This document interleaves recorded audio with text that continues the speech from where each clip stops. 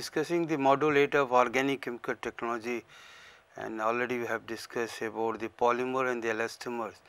Today we will be discussing one of the very important sector of chemical industry, which is playing very important role in meeting the one of the major demand of the mankind, that is the clothing. So today we will start with the nylon 6 and nylon 7, which is the one of the very important synthetic fiber. So the coverage of the lecture that will be on the introduction, capacity and the production of nylon 6 in India, because we are not making nylon 66, mostly it is in nylon 6 that is available. What consumption of non-woven man-made fibers, and the what is the percentage of the nylon 6 and nylons in the, because we are having the different type of the nylon 6, nylon 66, nylon 12, nylon 13, like that. So global caprolactam production and the demand scenario, feedstock for nylon 66 and cyclohexane, because cyclohexane, that is the starting material which is coming from the benzene, and so they will be determining the process flow diagram for the cyclohexane manufacturing various routes of the caprolactam, because a number of the routes are available for the making of the caprolactam, but the cyclohexane remains the one of the important feedstock. Other routes are from the starch into benzoic acid and other routes, but the major route is from the cyclohexane, and through the same final Beckmann arrangement of the reaction. That is the, then we will be discussing about the caprolactam, what are the processes for the caprolactam, and in detail about the one of the process which are using in India, and nylon 6, the manufacture of the nylon 6, because they after making the caprolactam, that will go for the polymerization, and then the feedstock will be again will be discussing about the nylon 66, introduction of the nylon 66 and feedstock for the nylon 66, which is adipic acid and hexamethylene diamine, and then the process of the manufacture of the nylon 66. This is the importance of the caprolactam, and you can see the large application, and that was the first Paul Cyclohexane, that was the who was the first polymerization nylon 66, nylon 6 from the caprolactam. He was the man who was about the invention of the nylon 6, and so these are the various application of the nylon 66, and now it is not only in the synthetic fiber, means the woven industry, a huge amount of the nylon 6 that is going to the non-woven industry, even the electrical appliances also we are using nylon 66, nylon 6, and these are the some of the threads, parachute and the other application of the nylon 6, and especially as I told you, the electrical application means the switches, MCB, and there we are using the now the nylon 6, which was earlier the backlight switches that we are using, but now we are using the nylon 6 or the polycarbonate there. Let us go to the history of the nylon 66. Although history of the textile market using natural fiber is from the ancient time, however 18th and 19th century witnessed an era of the industrial revolution, resulting in the tremendous upsurge in the fiber production. Real driving force for the development of synthetic fiber industry has been due to the availability of feedstock from the petroleum and petrochemical. But during the 1910, 19 and up to 30, and the other routes were also available for making of these synthetic fiber, whether it is in your nylon 6 or the polyester or the acrylonitrile. Alternative routes was there, but it was the real breakthrough or the main driving force has been for the development of the synthetic fiber industry is the availability of the feedstock from the petrochemical. Among them, because nylon 6, nylon 66 is coming in the category of nylon polymides. Polymides were first discovered and evaluated in 1929. Nylon 6 and nylon 66 are the two major polyamides and comprise about 85 to 90% of the total nylon produced, which find wide application in synthetic fiber, nylon tire yarn and other application. Because of the high melting point, although the nylon 66, because it is having higher melting point than the nylon 6, and so the but still the nylon 6, because of its feedstock from the benzene we are making, so it is more preferred, or because the availability of the nylon 6 is more than nylon 66. Resins are the important market for the nylon, whether nylon 6 or nylon 66. Some of the other nylons which were developed are nylon 46, nylon 69, nylon 612 and nylon 11, nylon 12, nylon 1212, like that. A number of the variation in the nylon is there, but nylon and nylon 66 are the important polyamides. Nylon 6 and nylon 66 are two important polymers, two important nylon 6 and nylon 66 are the two important polymers and find application in oven and non-oven, because you see we are having the application of the synthetic fiber both in the oven and non-oven industry, means the tire cord and other applications are also there in the switch. As I told, the electrical appliances we are using the nylon 6. So, the oven and non-oven both are the major consumer of the nylon. Caprolactam is the monomer for nylon 66, nylon 6, while monomer for nylon 66 is the nylon salt, which is made from the adipic acid and hexamethylene diamine. These are the two raw material for the nylon 66, which is reacted, and then we are getting nylon sheet and nylon 6, nylon salt and nylon salt, that is polymerized to nylon 66. Nylons are exception, all strong, elastic, abrasion resistance, lustrous, easy to wash, resistance to damage from oil and many chemicals, low in moisture. This is one problem in case of the, because during the early stage when the nylon came into the market, so nylon that was used in the textile also, but as the nylon low moisture absorbency, it was not very comfortable in case of the for the textile purposes, and so its application of the nylon 6 was limited to the hosiery and non-woven industry.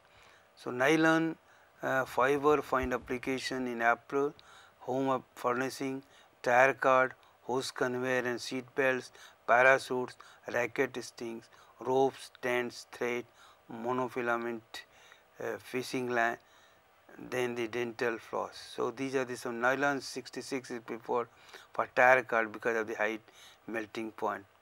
Here slightly difference in the about 10 degree centigrade difference is there in the melting point of the nylon 6, it is higher than the nylon 6.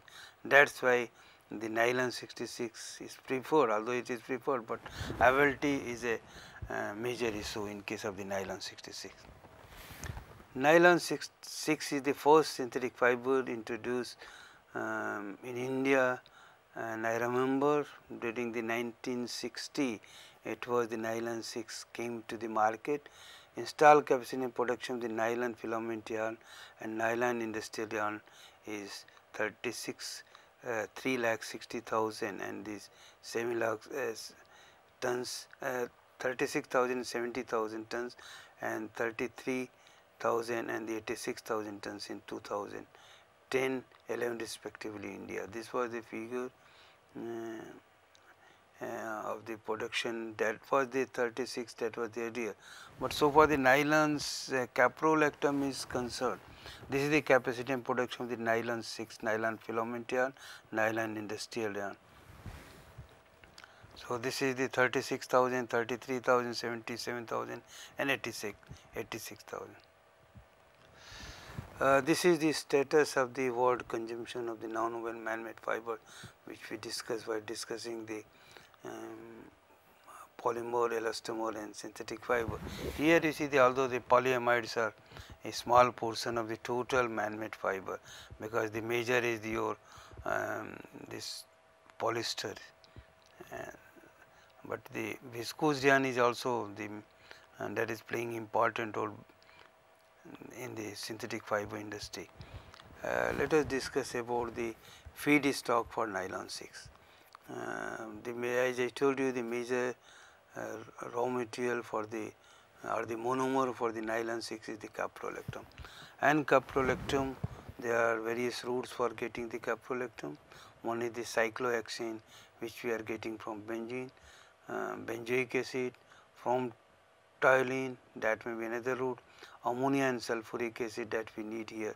One of the drawback of the earlier caprolactam technology were that the production of the ammonium sulphate, it is around 3 times the amount of the caprolactam that we are producing in the form of the ammonium sulphate.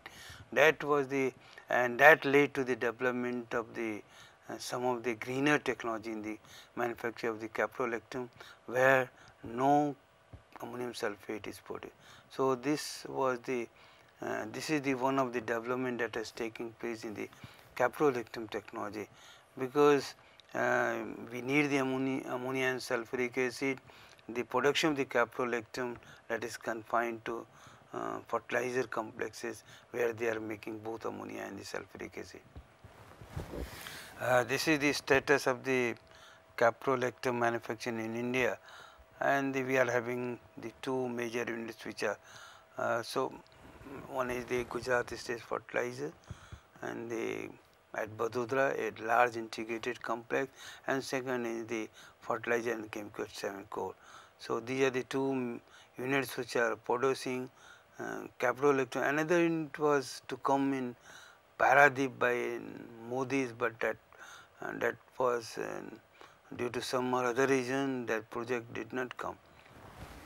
Another actually for nylon 66, as I told you, the nylon 66 we need the 2 raw material, major raw material, that is the adipic acid, hexamethylene diamine. So for the adipic acid also the various routes are there which we can get the adipic acid, but cyclohexane, which is from benzene, that is one of the major route. Another route is the phenol, butadiene, adiponitrile. From the adiponitrile the butadiene, from the butadiene we are getting adiponitrile, which is used for the adipic acid. Propylene, that is another route for making of the, because that is being used for the in the manufacture of the other intermediates, which is finally converted to the adipic acid. Another important, that is the hexamethylene diamine, that is the adiponitrile, from the acrylonitrile where we need the propylene, butadiene or the adipic acid. These are the some of the other routes for the making of the hexamethylene diamine. Let us now discuss the cyclohexane, which is the major feedstock for the and the most of the process they are using the cyclohexane for manufacture of the caprolactam. Cyclohexane is an important chemical intermediate derived from benzene. It is used for the manufacture of adipic acid and hexamethylene diamine also, and which is used for the manufacture of nylon 66, and caprolactam used for the manufacture of nylon 6.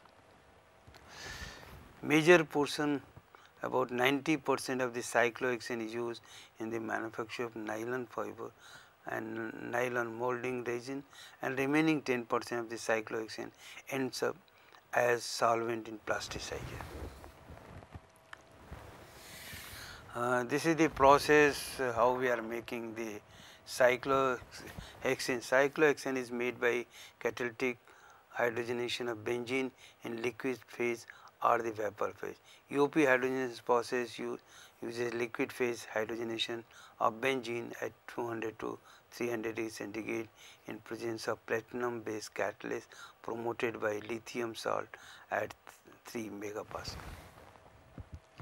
This is the reaction that is taking place after the hydrogenation of benzene. We are getting the cyclohexane. In the IFB process, again the cyclohexane is produced by liquid phase hydrogenation. Only the difference is in the catalyst and the temperatures, lower temperature required, and this is the reaction that is taking place. This is the process flow diagram for the manufacture of cyclohexane by the benzene that is going to the hydrogenation tower, and from the hydrogenation tower the product that is going to the high place, and from the high place the hydrogen that is it is recycled to the system and make up hydrogen that is added there, and so the offset as the separation it is going to the flash low pressure, and from the low pressure again the light products that we are getting, and then this finally we are getting the cyclohexane from the bottom of this flash low. Now let us come to the caprolactam. Caprolactam is the principal raw material for nylon 6, which I told you a versatile material used as fiber, industrial yarns and flooring, covering, as for engineering plastic, because the vinyl flooring that the flooring that also we are using this nylon. Nylon 6 was first made in 1899 by heating 6 amino hexanoic acid, but commercially feasible synthesis for caprolactam was first discovered in 1935 by Paul Saleh. There are various routes for manufacture of caprolactam. However, 90% of the world's caprolactam is produced from cyclohexane oxime via Beckmann rearrangement. This is the major reaction that is taking place. Most of the process through hydroxylamine sulphate route. Ammonium sulphate is byproduct, as I told you, about 3 times at the various stages the ammonium sulphate we are getting in the process, and so it is almost 3 times of the amount of the caprolactam which we are producing. So, hydroxylamine phosphate oxime process, ammonium bisulphate is obtained, which is evaporated and finally incinerated to give SO2, which is further converted to SO3 in presence of the vanadium pentoxide and used in the oleum production which is used. So, this is the in the process that we are using the sulfuric acid also. So, the global caprolactam production and demand scenario, this is about the caprolactam, and so for this is the global, but in case of the India there has been not much increase in the production of the caprolactam, because these are the only 2 units which I told you, Gujarat State Fertilizer Complex GCFC at Vadodara, and the fact they are the 2 major producer, and some of the units they are importing their caprolactam, because DSM, this is also one of the company which is multinational company which is making the nylon 6. So, as I told you, there are various routes that is from where we are getting the, but finally the caprolactam in most this is the Beckmann rearrangement, and that may be from the benzene to phenol, or the benzene to cyclohexane, or benzene to nitrocyclohexane, or this may be benzene to cyclohexane, then the toluene to benzoic acid. So, these are the some of the routes, and similarly in case of the union carbide again the cyclohexane, because during the process cyclohexane is converted to cyclohexanone, which is actually going for the further reaction, and cyclohexanol is also produced, which is recycled in the system. This is the cyclohexane process where we are getting the cyclohexanol which is converted to cyclohexanone, and then the Technichem process, that is the again the cyclohexane process that we are using, and finally the during the oxime cyclohexane Beckmann rearrangement we are getting the your caprolactam, and during the process we are generating also, as I told you, the ammonium sulphate. So, these are the 2 major producer of the caprolactam which I told you, Gujarat Chemicals and Fertilizer at Vadodara, and this was started, this is the one of the largest integrated fertilizer complex which is not making only fertilizer but also some of the important, like it is not only caprolactam, they are making the nylon, they are making the that melamine also, which is produced from the urea, fertilizer and chemicals 7 core, and that is also another unit which is making the caprolactam. So, the process step for manufacture of caprolactam from cyclohexane, 3 steps are there. One is the manufacture of cyclohexanone, the manufacture of hydroxylamine sulphate, and manufacture of the final caprolactam. So, these are the 3 major section in case of the production of the caprolactam from the cyclohexane. So, first step, that is the manufacture of the hydroxylamine sulphate. Production of the ammonium carbonate. So, first step is the production of the ammonium carbonate by absorption of CO2 in 24% of the ammonium solution. Production of the nitrous oxide from mixture of NO and NO2, which is produced by combustion of ammonia in presence of the platinum catalyst at 85 degrees centigrade. So, this is the process from where we are getting these two nitrous oxide mixture which is used in the process. Then the absorption of the nitrous gases from the ammonia combustion in ammonium carbonate to yield ammonium nitrate. Reacting SO2 with the ammonium nitrate and ammonium carbonate, which result in the production of hydroxylamine sulphate. Finally, hydrolysis of hydroxylamine disulfonate, that was the production of hydroxylamine disulfonate, and after the hydrolysis of this hydroxylamine disulfonate, we are getting finally the hydroxylamine sulphate and ammonium sulphate as a byproduct.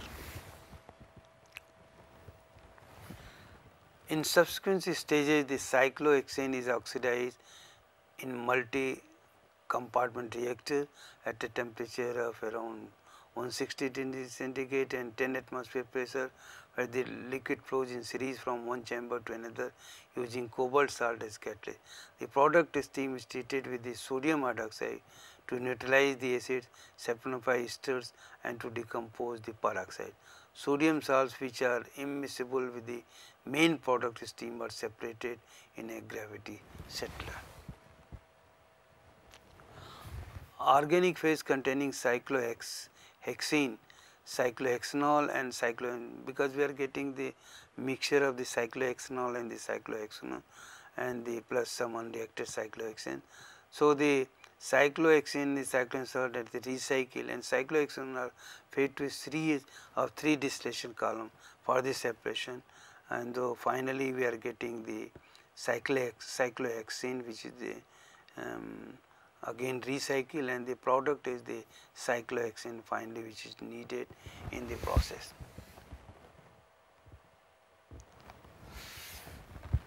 Cyclohexanol separated in the last column as bottom product is dehydrogenated to cyclohexanone, because the cyclohexanol is in the process we are getting. So, the cyclohexanone in the presence of zinc carbonate and calcium carbonate catalyst at 400 degrees centigrade. The unconverted cyclohexanol and cyclohexanone after removal of lights recycled to the third distillation column for recovery of the cyclohexanone. Then the manufacture of the caprolactam. The manufacture of the caprolactam is the production of cyclohexanone oxime by reacting cyclohexanone and hydroxylamine sulphate, because one unit is the production of cyclohexanone and another is the hydroxylamine sulphate, that is the reacted in a multi-compartment reactor, these two, and then during this process ammonium sulphate again it is formed as a byproduct. Caprolactam and the aqueous ammonium sulphate are sent to a series of extractors where toluene is used as a solvent. Ammonium sulphate collected from the extractor bottom is purified, crystallized, centrifuged and dried. Caprolactam solution is concentrated in multiple evaporators and finally purified. This is the manufacture of the caprolactam, 3 major units which I told you. One is the production of the cyclohexanone, where after the oxidation we are getting the cyclohexanone, cyclohexanol, which is recycled here, and then the cyclohexane finally it is going here in the reactor where it is reacted with the hydroxylamine sulphate. This is the production of the hydroxylamine sulphate, where the ammonia oxidation it is going to reactor, where ammonium carbonate that is fed to this reactor, and in here from the nitrous oxide that is going to reactor, and the SO2, and then the hydrolysis, and finally the hydroxylamine sulphate which are getting. But again here also you see this at this stage also we are getting the ammonium sulphate, and this is the finally what is happening here, the cyclohexanone and the hydroxylamine sulphate that is reacted here, and then after the Bachmann rearrangement that we are getting this is the Bachmann rearrangement reactor where we are getting the caprolactam, and then finally the caprolactam is separated. This is the reaction that is the taking place in the hydroxylamine sulphate, where the NH3, the mixture of this NO2 we are getting, and then again this is reacted with the ammonium carbonate and this ammonium nitrate that we are getting NH4, NO2, and this NH4 and 2 again with the SO2 that is going to the hydroxylamine disulfonate which I told you, and this hydroxylamine disulfonate again after hydrolysis that gave your hydroxylamine sulphate and the byproduct ammonium sulphate that we are getting.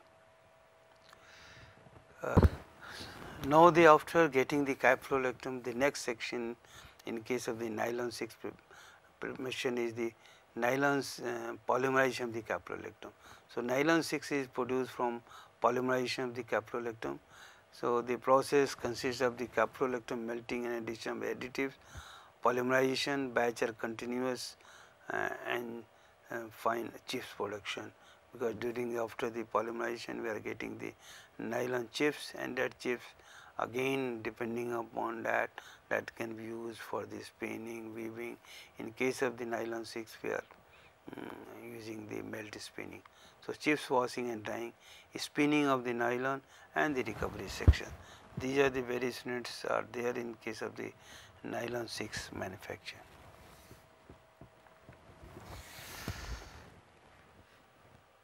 So this is actually the caprolactam is polymerized to nylon 6 polymer by ring opening polymerization at 240 to 270 degrees centigrade in presence of water, which opens the ring structure of the caprolactam to give the amino caproic acid. This is the manufacture of the nylon 6, that is the caprolactam, additives, filtered, and then the polymerization reactor, and after the polymerization reactor we are getting the nylon chips, either it may be in the form of the nylon chips or the nylon chips that may go to the spinning section where the melt spinning process. And in case of the melt spinning, what we are doing, we are having the number of spin rate through which the melted nylon 6 that will be passed, and while coming from that will be dry up, and then we will be getting, and then it will be the various stages are involved, twisting of the yarn which you are getting, or if you want to make this staple, then you will have to cut the staple, or it may be in the form of the yarn. So this may be nylon 6 yarn or the staple, and these are the reaction that is taking place, which I told you, the ring opening, and then the polycondensation reaction that is taking place in the making of the nylon 6. This is the Caprolactam plant of the Gujarat State Fertilizer and Chemicals Complex at Vadodara unit, and this is the nylon fiber unit of the Gujarat State. And these are the some of the actually the product and nylon 6 filament yarn and the application and of the nylon 6, and that is there, and this is the actually the required denier that I discussed while discussing the introduction of the polymer elastomers, that this is the one of the very important denier tenacity. These are the important measurement of the your um, this yarn. These are the another actually application, because one of the major user is the tire car industry, and these are the other products that you are getting. Now let us discuss the nylon 66. Already I have told you the why we are going for, why we are interested in nylon 66, because nylon 66 is having the higher melting point than nylon 6. But here we need the two important feedstock, that is the adipic acid and hexamethylene diamine. And one of the technology for the adipic acid that has been developed by the IIP Dehradun in India, and that has been commercialized also. So the adipic acid, what we need the cyclohexane from benzene, or the phenol, butadiene, propylene, and hexamethylene diamine adiponitrile that we need from the, which may come from the acrylonitrile, butadiene, or the adipic acid. Let us now discuss the adipic acid. Adipic acid is the basic raw material for the manufacture of the nylon 66. World over demand for the adipic acid is growing by 3.6% during 2000 to 2010. Adipic acid is manufactured from number of starting raw materials like phenol, cyclohexane, tetrahydrofuran, etc. Various routes for the adipic acid are, these are the, as I told you, the large number of the raw material that we are using here. It may be the phenol, it may be the benzene or butadiene or the propylene route, but the major production of the your adipic acid is the through the cyclohexane route, and there cyclohexanol and cyclohexanone that you are getting, and then phenol also cyclohexanol. Here is the dichlorobutene, and then the adiponitrile and adiponitrile route, which I told you. So these are the some of the routes that we are getting.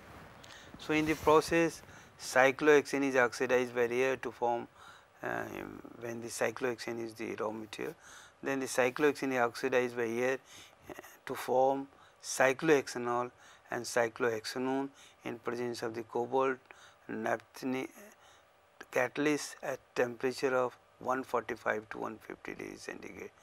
The cyclohexanol and cyclohexane mixture is oxidized to adipic acid in presence of nitric acid using ammonium metavanadate and the copper scrap at 60 to 80 degrees centigrade. Adipic acid form is crystallized, centrifuged, and finally dried with air. So this is the method for making of the, and various routes already I discussed we are having, but phenol route or the butadiene route or the propylene route, but benzene route is the more preferred, because the benzene that is available from the aromatic plant or the catalytic reforming plant, and so that benzene, and this is the reason why even for the making of the caprolactam we are using the benzene route now. The next product, the feedstock which we need for the nylon 66 is the hexamethylene diamine. Hexamethylene diamine is the intermediate for the manufacture of nylon 66 and manufactured by the catalytic hydrogenation of adiponitrile.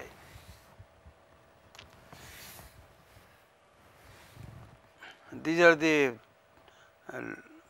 processes that we are using, high pressure technology or the low pressure technology, where the catalytic hydrogenation by adiponitrile in presence of catalyst is taking place.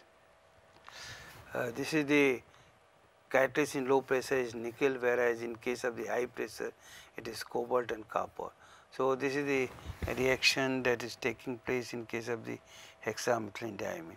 This is the process that we are using in making of the hexamethylene diamine, adiponitrile and air that is going to the hydrogenation, then it is going to the finally we are getting here in the process filtration and washing, then it is going to azeotropic distillation, and the crude hexamethylene diamine here we are getting, that is going to diaminocyclohexane recovery, and finally the separation where the heavy ends we are separating, and hexamethylene diamine that you are getting the final product which is going for the manufacture of the adipic acid for the nylon 66.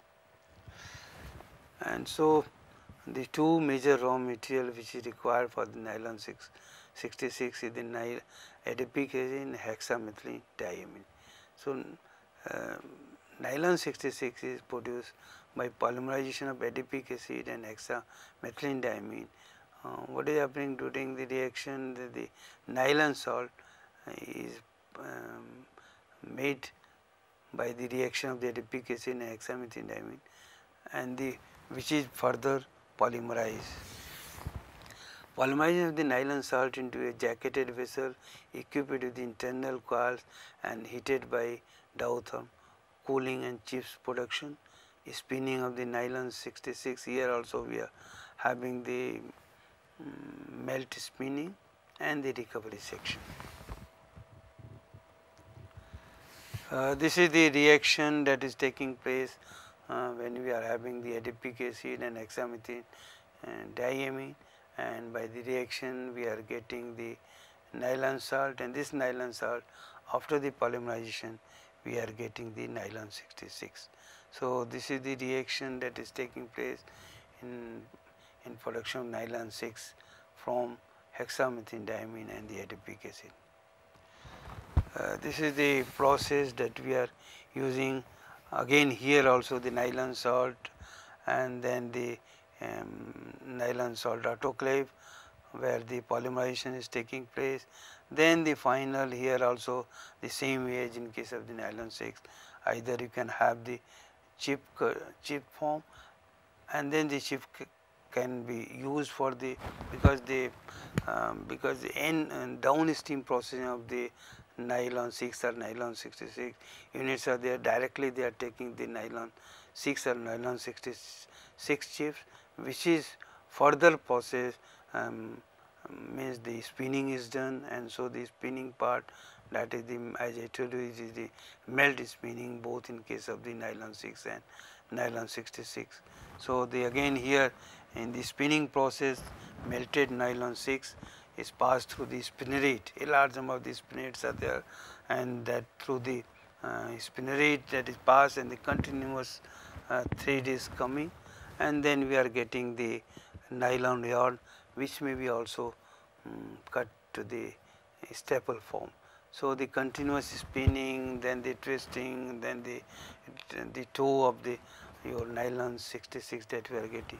So this is the in brief about the nylon 66 process that we are using. So this was about the two major product, nylon 6 and nylon 66.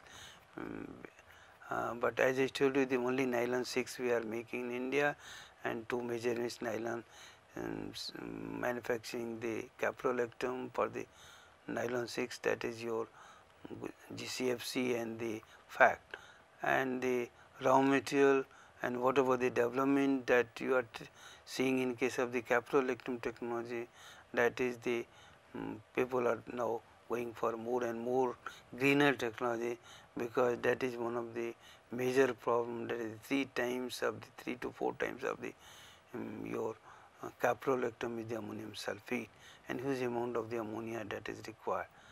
So but at the same time you see the nylon 6 or the nylon 66, they are playing very important role in meeting some of the demands of the synthetic fiber industry.